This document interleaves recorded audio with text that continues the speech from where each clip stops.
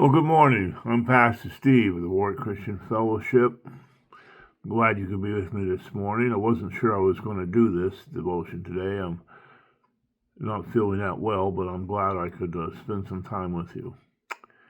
You know, the Bible says in the Sermon on the Mount, when Jesus begins his sermon with the Beatitudes, chapter 5, verse 4, Matthew said, "Blessed are those who mourn, for they will be comforted." And Jesus was a man of sorrows.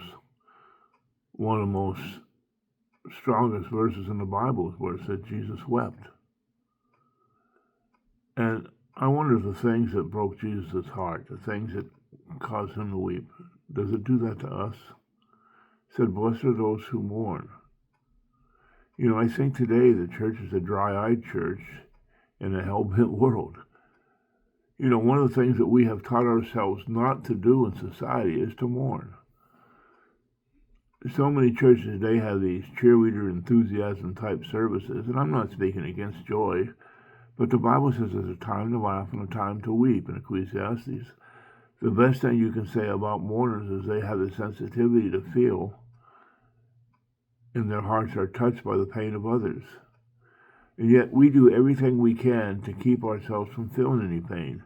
We have psychologists that will numb us from feeling bad. We have doctors that sedate us.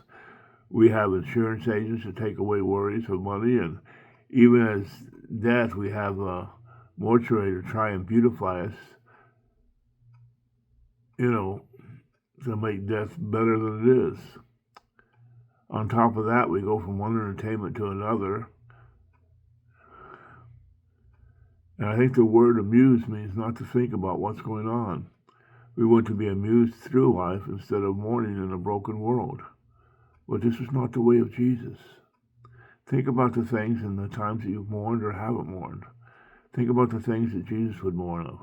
What are some of the things that you have to cope with of pain in this world? And what makes it hard for you not to mourn? I made a list this morning of things that I don't mourn about that I should. And I don't think you should walk around crying all the time. That's not what I mean. But I think some things should touch your heart enough to draw you into prayer and bring them before Jesus.